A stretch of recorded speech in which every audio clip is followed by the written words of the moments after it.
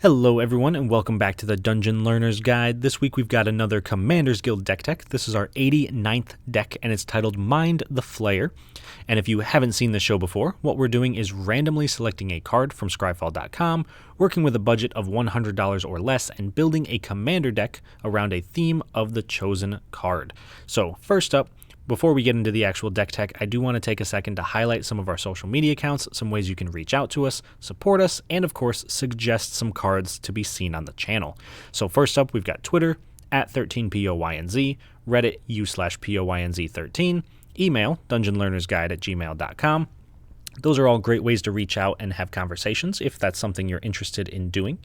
And if you're looking to support the channel a little bit more directly, you can go to our affiliate link with TCG Player down in the comments below. And you can head on over to patreon.com/dungeonlearnersguide. Both of those are great ways to support us. But if you're going through Patreon, we do get a little bit of some extra benefits for those of you that support us.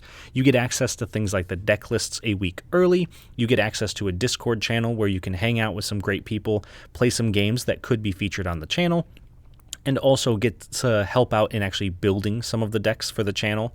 Plus, you'll also get access to the unedited gameplay videos, get access to a card shipped directly to you as a thank you from me every single month, and of course, probably the best thing out of all of them, you will be guaranteed that any suggestions you make to be turned into videos will eventually become videos. It might take me a while because I might be backed up on some stuff I'm working on, but they will get there. I do promise that. So those are all great ways to support us, and I do have to shout out our 4 current patrons.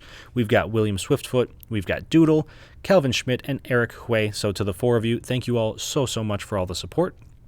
And without any more rambling from me, I suppose it's time we get into the actual deck tech. So let's talk about our random card of the week, which was suggested to us by Kallusim over on Reddit. And this card is Arvinox the Mind Flayer. So Arvinox is 4 black for a 9/9 legendary enchantment creature horror. Arvinox the Mind Flayer isn't a creature unless you control 3 or more permanents you don't own. And at the beginning of your end step, exile the bottom card of each opponent's library face down. For as long as those cards remain exiled, you may look at them, you may cast permanent spells from among them, and you may spend mana as though it were mana of any color to cast those spells. So this is a very unique card because it cares about a couple of different things. Also, you may recognize that this card is actually the Mind Flayer from the Stranger Things set, so that's why you can see on the bottom the little SLD mark for it. So obviously, since we're a budget show, I would recommend using Arvinox over the Mind Flayer because Arvinox is about $1.50, whereas the Mind Flayer is almost $20. So if you're into Stranger Things and you want to use the Mind Flayer, by all means. But since we're talking price, we're going to be talking about Arvinox.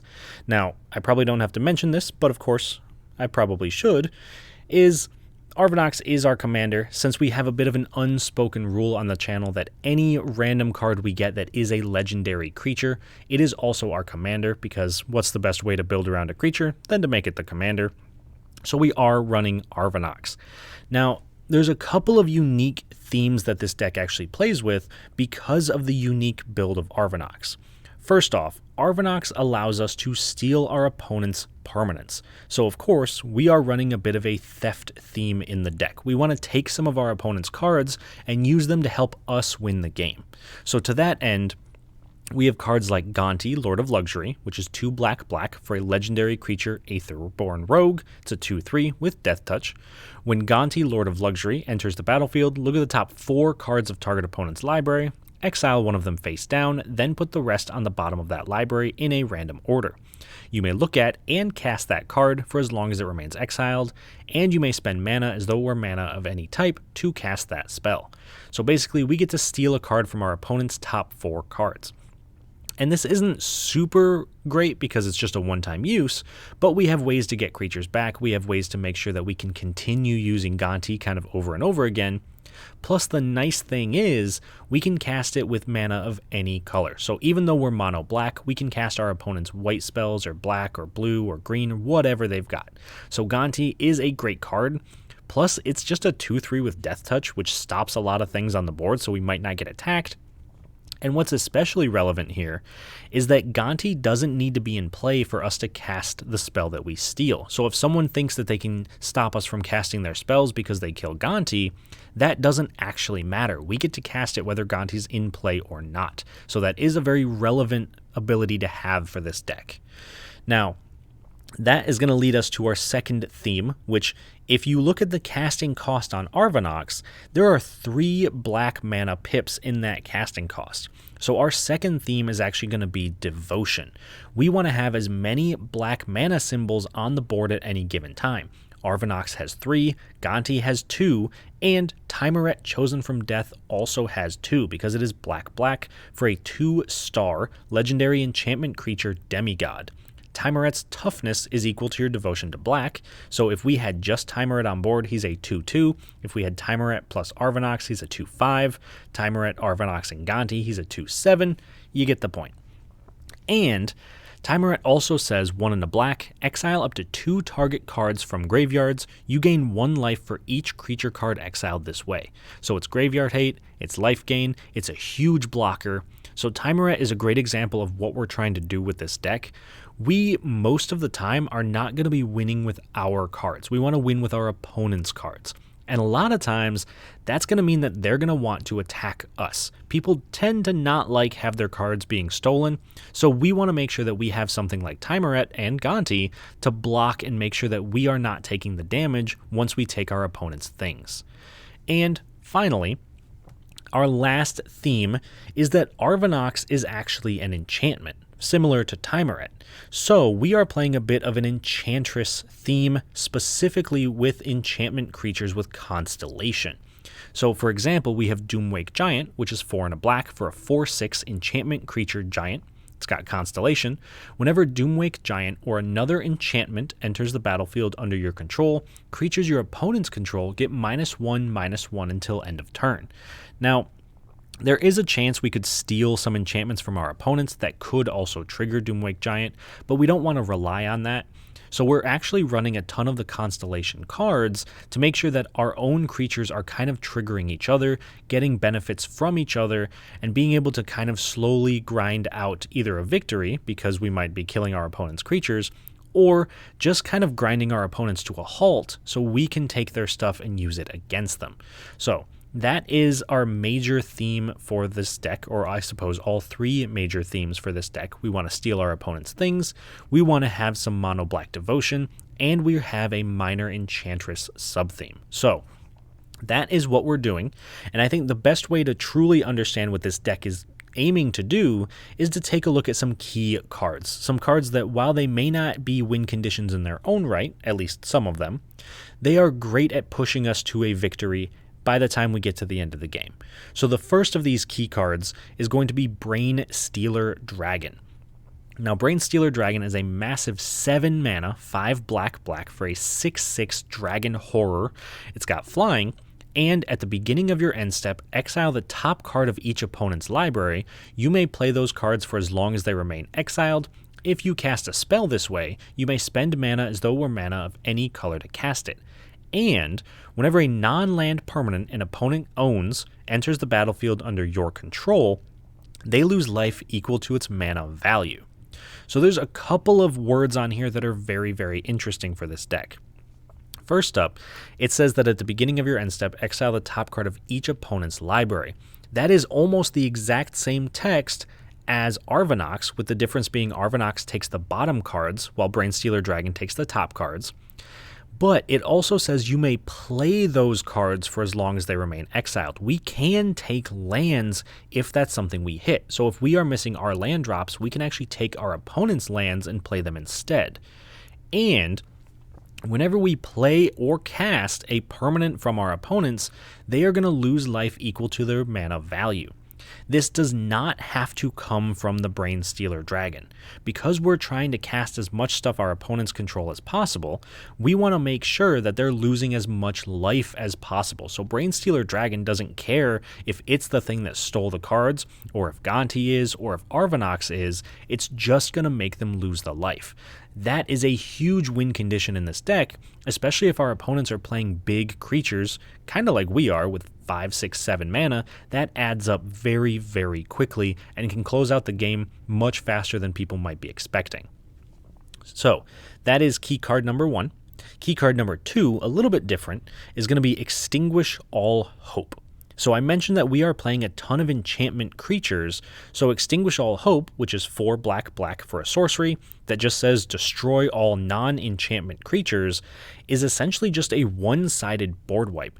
We might lose some key pieces, things like Brainstealer Dragon or Gonti, but the vast majority of our creatures are enchantment creatures, meaning that we can completely wipe away the board and still keep a good portion of our attackers.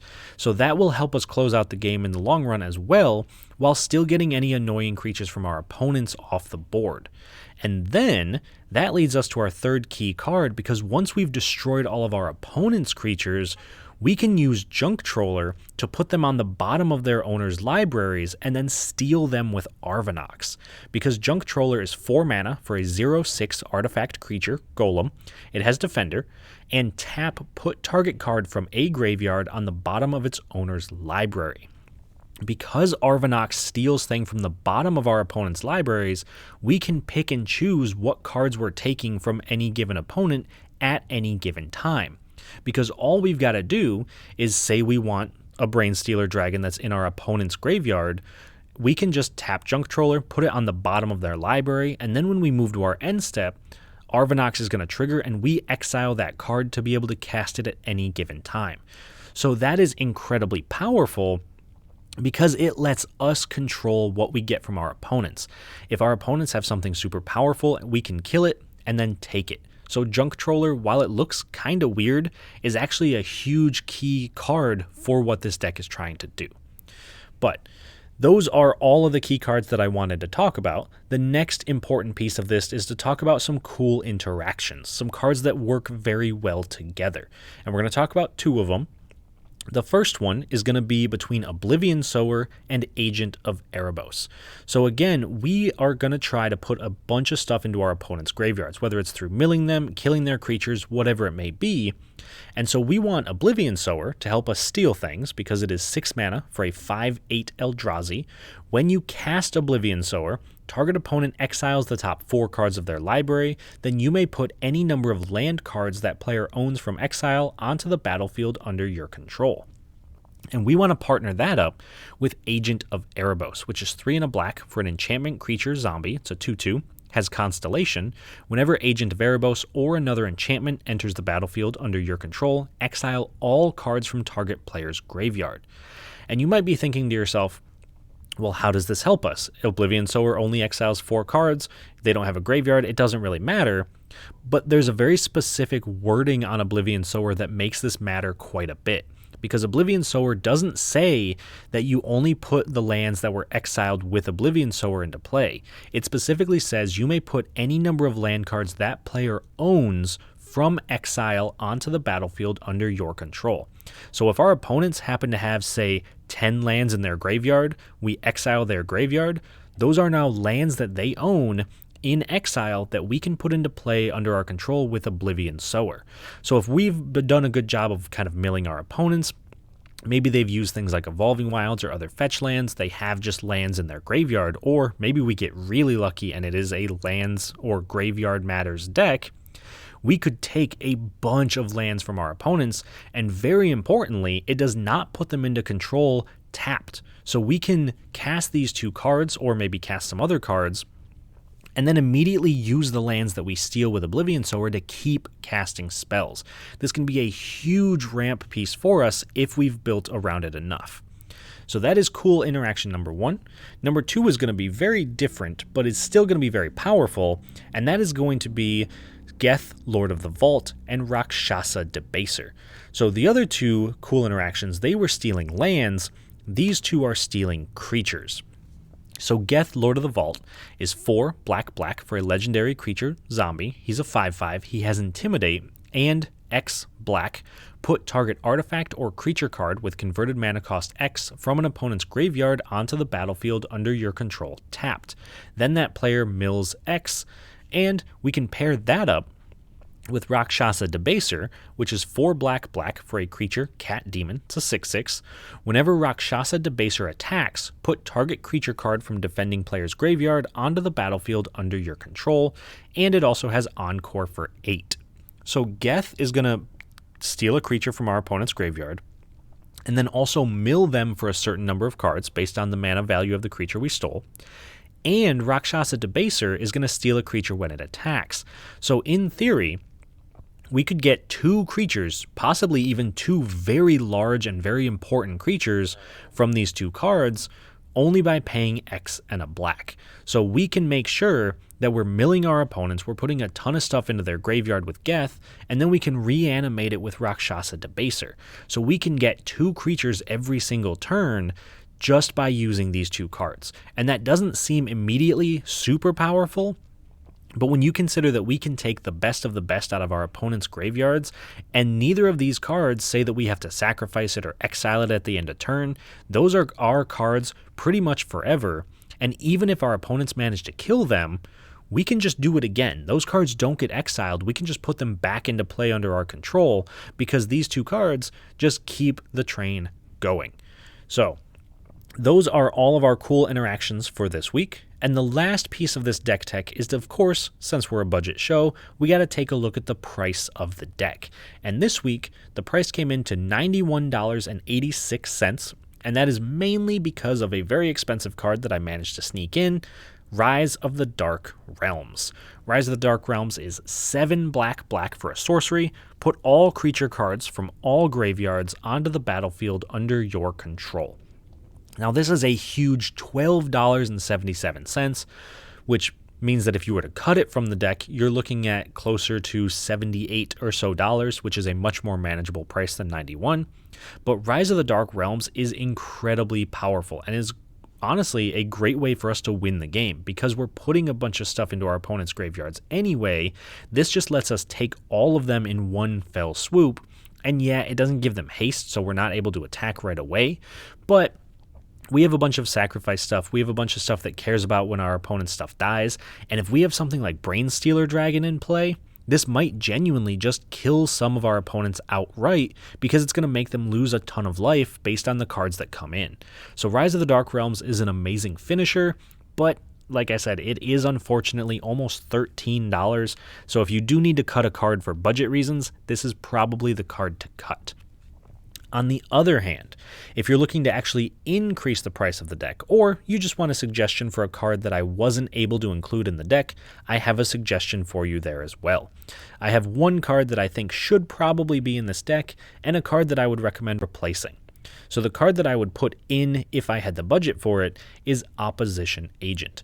And I know this is kind of a lame suggestion because it's very well known how good Opposition Agent is, but we're trying to steal our opponent's stuff, and Opposition Agent is very good at stealing our opponent's stuff, because Opposition Agent is 2 and a black for a 3/2 human rogue. It's got flash. You control your opponents while they're searching their libraries, and while an opponent is searching their library, they exile each card they find.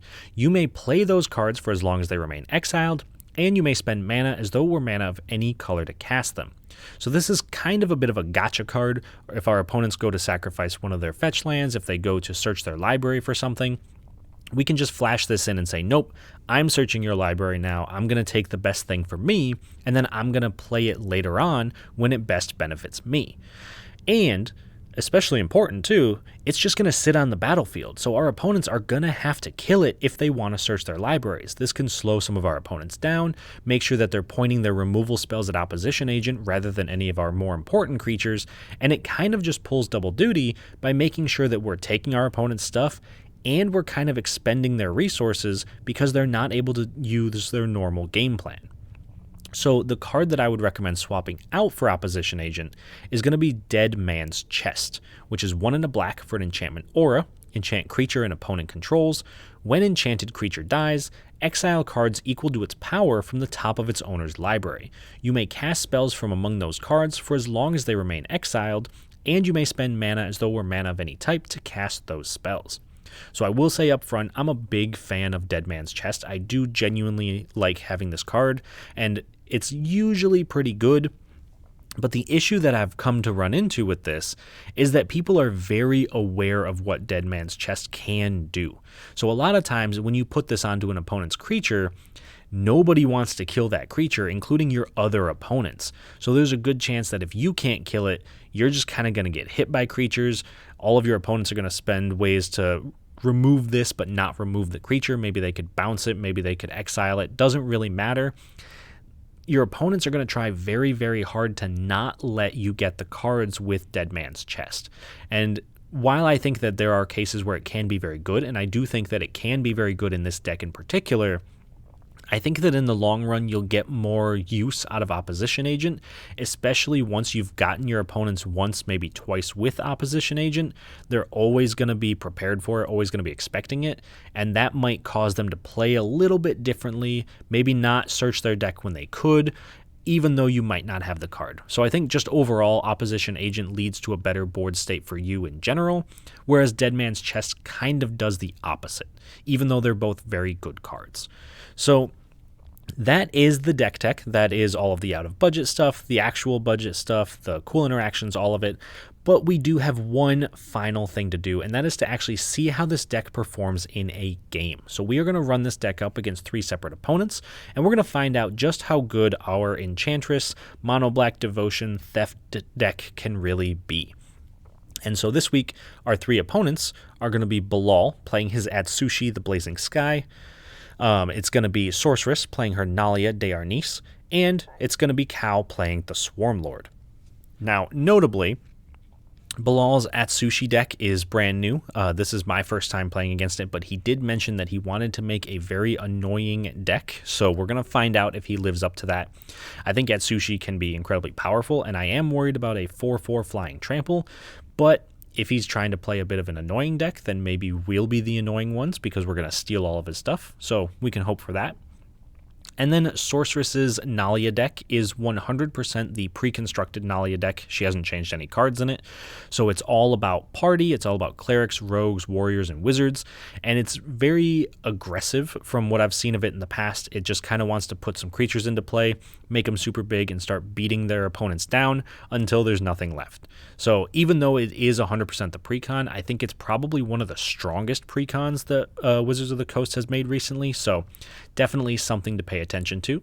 And then finally, Cow is also playing a 100% pre-constructed deck, and that is the Swarm Lord from the Tyranids, the Warhammer 40k decks. And this is a +1/+1 counter deck. So he wants to make a ton of huge creatures. He wants to use them to attack. He wants to use them to do damage, to kind of get lands out. They do a whole bunch of different stuff when you cast them. So his main thing is going to be making big creatures and drawing cards from them. I don't 100% know what's in the Warhammer 40k decks. I'm not going to lie to you. I wasn't paying super close attention to them. It just wasn't my thing. So I'm hoping that we can steal some super big creatures and use them to kind of turn the tides against everybody else. But we'll see how it goes. I hope you all enjoy the video. I hope you all enjoy the game. And I will talk to you all once it's done. At the start of the game, Bilal goes first, followed by Sorceress, myself, and then Cow. On Bilal's first turn, he plays a mountain and casts Faithless Looting, drawing 2 cards and discarding 2 cards. Sorceress plays a swamp and casts Changeling Outcast, which can't block or be blocked. I play a swamp and cast Viscera Seer. Cow plays a Rugged Highlands, gaining a life. Bilal plays a mountain and casts Fire Diamond. Sorceress plays a plains and then casts Talisman of Hierarchy. I play a swamp and then attack Bilal for 1 with the Viscera Seer. Cow plays a Thornwood Falls, gaining another life. Bilal plays a mountain and casts Magus of the Moon, turning all non-basic lands into mountains. Sorceress plays a plains and then casts Mindblade Render, letting her draw a card and lose a life whenever she deals combat damage with a warrior. She then attacks Cow for 1 with the Changeling, losing a life and drawing a card since it's technically a warrior. Then, at the end of turn, I cycle a Polluted Mire. On my turn, I just play a swamp and pass. Cow plays a forest. Bilal plays a mountain and casts Mind Stone, and then casts his commander Atsushi the Blazing Sky. Sorceress plays an Orzhov Basilica, which enters as a mountain thanks to the Magus, and then casts her commander Nalia de Arnis, allowing her to cast clerics, rogues, warriors, and wizards from the top of her library, and then putting a +1/+1 counter on each creature she controls, giving them death touch until the end of turn, as long as she has a full party whenever she goes to combat. She then moves to combat, attacking Cow for 1, drawing a card and losing a life.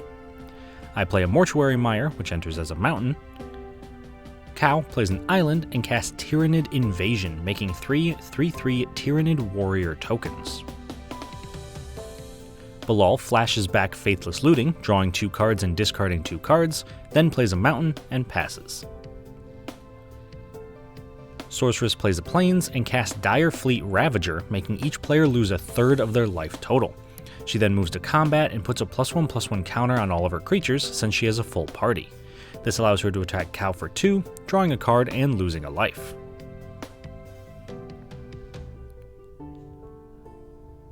On my turn, I play a Temple of the False God, which enters as a mountain, and then cast Black Market, which gets a counter on it for each creature that dies, making me a black mana in my pre-combat main phase for each counter on it. Cow plays a Forest and casts Screamer Killer, letting him do 5 damage to any target whenever he casts a creature with mana value 5 or greater. Bilal casts Ganax the Astral Hunter, making a treasure whenever it or another dragon enters under his control. Sorceress casts Maskwood Nexus, making all of her creatures into every creature type, and also allowing her to pay 4 mana to create a 2/2 Shapeshifter token. She moves to combat, putting a +1/+1 counter on all of her creatures thanks to Nalia, and then attacks Bilal for 6 with the Ravager, and Cow for 3 with the Outcast. Bilal blocks the Wizard with Atsushi and the Magus, killing all 3 creatures, putting 3 counters on my Black Market, and making Bilal 3 treasure tokens, while Cow takes 3 damage and Sorceress draws a card, losing a life.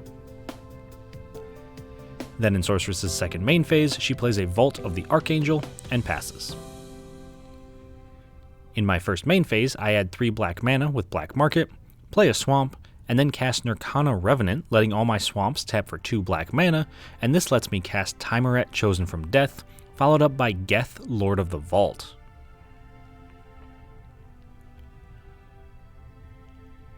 Cow plays an island, and then casts his commander, the Swarmlord, getting 2 +1/+1 counters on it and doing 5 damage to Nirkana Revenant with the Screamer Killer.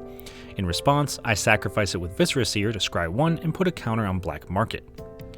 Cow then moves to combat, attacking Bilal for 5 with Screamer Killer, but he blocks with Ganax, killing his dragon and taking 1 damage from Trample, putting another counter on Black Market. Then at the end of turn, Bilal sacrifices his Mind Stone, drawing a card. On Bilal's turn, he casts all his dust, making each player sacrifice all colored permanents they control. In response, I sacrifice all 3 of my creatures to scry 1 3 separate times, then the board wipe resolves and Cow draws a card. On Sorceress's turn, she plays a Swamp and activates Maskwood Nexus, making a 2/2 Shapeshifter token, and also casts Nighthawk Scavenger, which gets +X+O for each card type in her opponent's graveyards, currently being a 7/3. I play a Swamp and cast Oblivion Sower, exiling the top 4 cards of Cow's library, putting all lands he owns from exile onto the battlefield under my control. This winds up putting a mountain and a forest into play for me. I then bestow Night Howler onto the Oblivion Sower, giving it +X+X, where X is the number of creatures in all graveyards, currently giving +10/+10.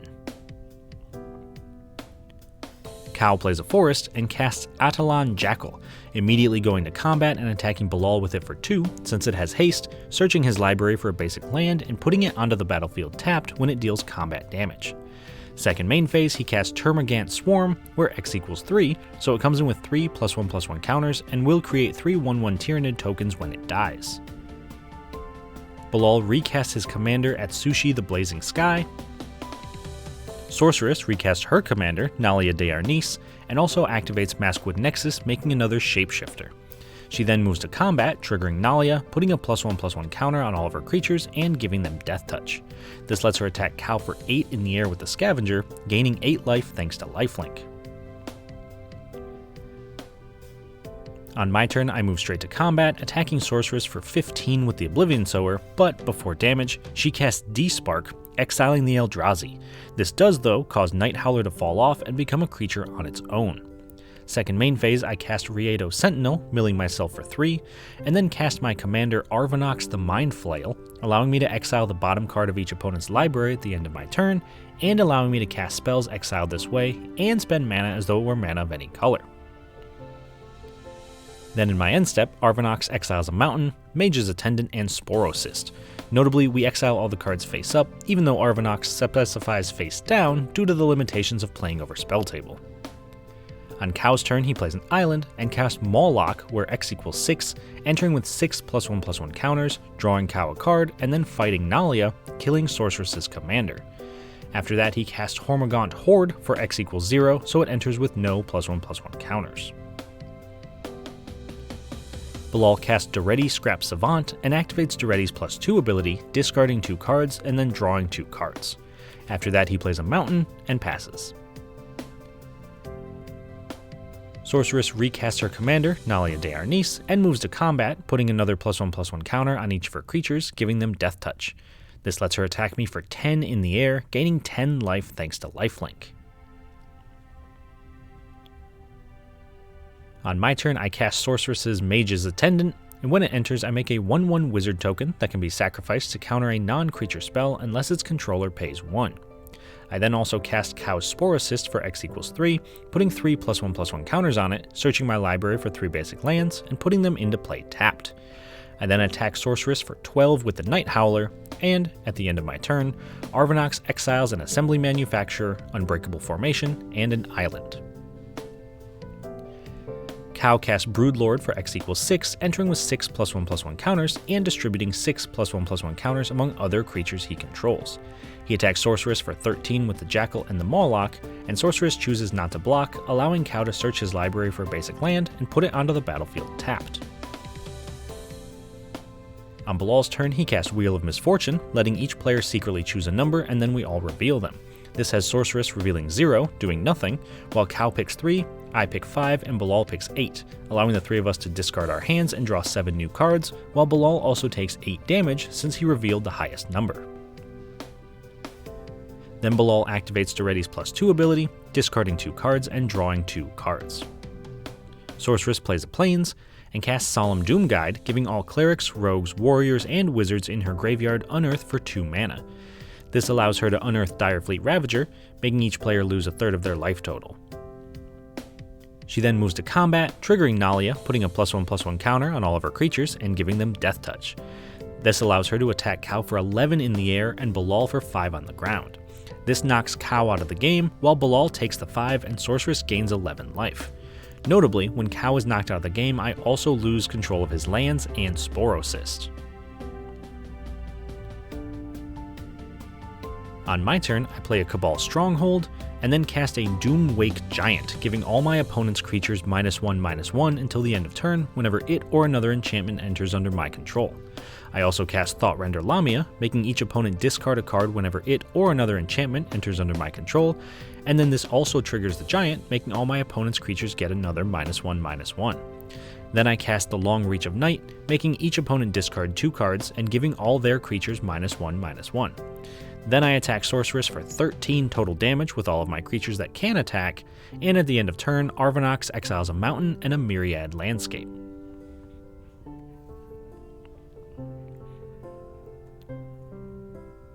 On Bilal's turn, he plays a Mountain and activates Daretti's +2 ability, discarding 2 cards to draw 2 cards. Then he casts Decree of Annihilation, exiling all creatures, artifacts, lands, graveyards, and hands. Once this resolves, the only permanents left are Daretti, the Long Reach of Night, and Arvinox. Unfortunately, that means that on Sorceress's turn, she draws and passes. In my draw step, my Saga triggers, making each opponent discard a card, and then in my end step, Arvinox exiles Chandra's Regulator and a Plains. Bilal activates Daretti's +2 ability, discarding a card to draw a card. Sorceress just passes. In my draw step, my Saga transforms, turning into a 0/4 that gets +X/+0 when it attacks, where X is the number of creature cards in the defending player's graveyard. Then at the end of turn, Arvinox exiles a Mountain and a Frontline Medic. Bilal activates Daretti's +2 ability, discarding a card to draw a card. Sorceress draws for turn and passes. On my turn, I attack Sorceress for 1, since she's the only player with a creature in their graveyard. Then at the end of turn, Arvinox exiles Solemn Simulacrum and a swamp. Bilal activates Duretti, discarding a card to draw a card. Sorceress again draws for turn and passes. On my turn, I again attack Sorceress for 1, and then, at the end of turn, Arvinox exiles Oblivion Stone and Malakir Blood Priest.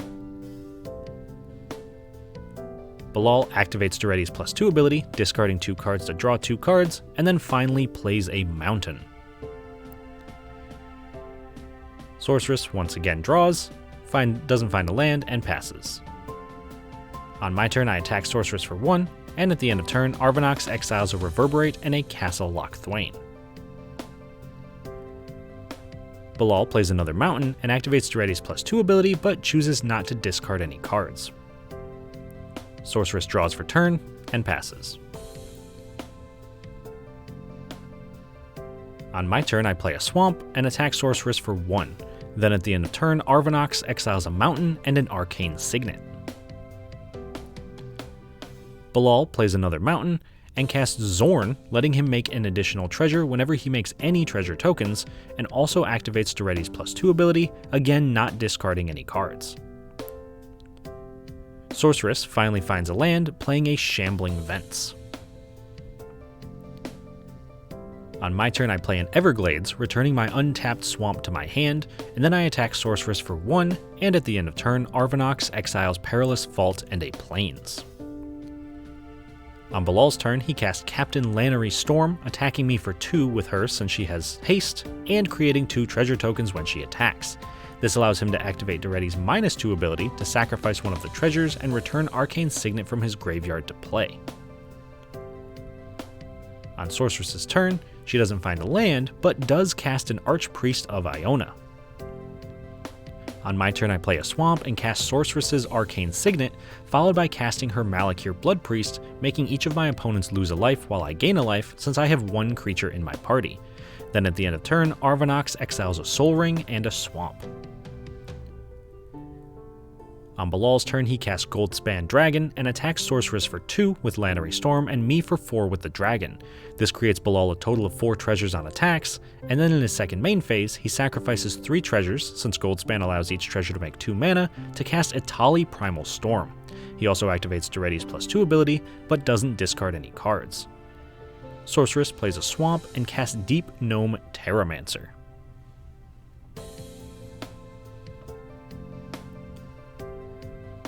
On my turn, I play an Ifnir Deadlands, cast Bilal's Soul Ring, and then cast Grey Merchant of Asphodel, making each opponent lose 7 life since I have 7 Devotion to Black, while I gain 14 total life, knocking Bilal out of the game, and although she doesn't lose outright, Sorceress decides to concede at this point, winning me the game. Alright, so that was a sweet game. I'm not going to lie though, it was a very long game. We eventually got up to 19 turns because of that board wipe that took away all of our lands, the Decree of Annihilation, and I'm very surprised that I wound up winning at the end there. I didn't expect to be able to after Bilal wiped away all the lands, but really the power of Arvinox being able to stay on the battlefield through the board wipe is the only reason that we were able to win that, because if we didn't have Arvinox, we wouldn't have been able to get the Arcane Signet, we wouldn't have been able to get Malakir Blood Priest, we wouldn't have been able to get the Soul Ring, so all of that led us to casting the Grey Merchant to eventually win the game. So Arvinox avoiding the board wipe was incredibly important for us. Overall though, I do think the deck performed very well up until the board wipe, of course. Being able to steal certain things, being able to put a presence on the board, and Arvinox not being a creature most of the time actually saved us more than I expected. I thought we would want the big 9/9 swinging every turn, but actually having it sit back and just accrue value felt much stronger to me in the long run. So I thought that was kind of a neat interaction for the deck. And then Cow, unfortunately, didn't get to do too much. His board kept getting wiped. He kind of struggled with the Magus of the Moon early on. He kept getting hit by Sorceress, so he really had to stay on the defensive rather than go on the attack. So he didn't get to show off his deck quite as much as I think he wanted to. Sorceress, on the other hand, with her precon, showed it off very well. Very impressed that it just kind of took over the game very quickly and was very aggressive and did a ton of damage, and we were all put on the defensive by a completely pre-constructed deck, especially one built around party, which I didn't think was a super strong mechanic, but apparently I've been proven wrong. And then finally, of course, Bilal, I do think, succeeded in trying to make a very annoying deck. The land destruction and the board wipes, it was just, after exiling a few of his cards with Arvinox, I started to notice that there were just board wipe after board wipe after board wipe, because he wants Atsushi to keep dying to get treasures and accrue value that way. So a very unique take on mono red. I don't know kind of what to expect from it in the future, because I do feel like we didn't see too much of it, but I'm interested to see if he brings it back out again. So that was the game. That was the deck tech. I hope you all enjoyed it. Please do like the video, subscribe to the channel if you did, and I will see you all on the other side of the Dungeon Learner's Guide.